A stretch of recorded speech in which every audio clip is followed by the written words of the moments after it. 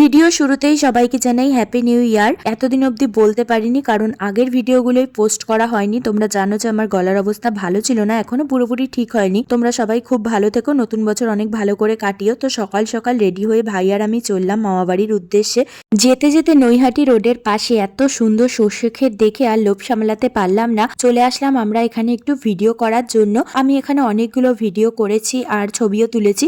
তোমরা যদি সেই সব ভিডিও দেখতে চাও তাহলে অবশ্যই আমার ইনস্টাগ্রাম আইডিটা ফলো করো, ওখানে দেখতে পেয়ে যাবে। আমার চ্যানেলের ডেসক্রিপশনে আইডি লিংক দেওয়া রয়েছে। যাই হোক, তারপর রাস্তায় আবার একটা চায়ের দোকান দেখে সবাই মিলে দাঁড়িয়ে একটুখানি চা খেয়ে নিলাম। আর অনেক দিন বাদে এইরকম মাটির ভাঁড়ে আমি চা খেতে পারছি। সাথে নিয়ে নিয়েছিলাম কুরকুরে, সেটা রাস্তায় যেতে যেতে খাচ্ছিলাম। আর আমার ভীষণ পরিমাণে ঠান্ডা লাগছিল বলে আমি মুখে মাস্ক প্লাস মাথায় টুপি পরে নিয়েছিলাম। তারপর মামাবাড়িতে পৌঁছে ভাইকে ওর গিফটটা দিয়ে দিলাম, আর ভাই তো গিফট পেয়ে ভীষণ খুশি হয়েছে। এরপর গেলাম একটু মামাদের নতুন ঠাকুর ঘরটা দেখতে। আমি অনেকদিন বাদে আসলাম, সেই জন্য আর নতুন ঠাকুর ঘরটা দেখা হয়নি। তারপর ভাই আমাকে ঘুরিয়ে ঘুরিয়ে ওদের নতুন ঠাকুর ঘরটা দেখালো, আর সত্যি ঠাকুর ঘরটা ভীষণ সুন্দর হয়েছে। তারপর চলে গেলাম ওদের একটু গাছপালাগুলো দেখতে। এখানে এসে দেখি একটা সবেদা গাছ হয়েছে, আবার তাতে একটা ছোট্ট সবেদাও হয়েছে।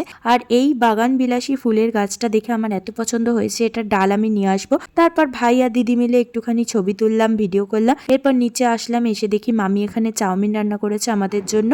খাওয়া দাওয়া কমপ্লিট করে দিদুনকে বললাম তুমি এবার রেডি হয়ে নাও, কারণ সন্ধে হয়ে আসছে, আমাদেরকে বাড়ি ফিরতে হবে। আর তারপরে আমি আবার মুখে মাস্ক আর মাথায় টুপি পরে ফুল রেডি হয়ে নিয়েছি।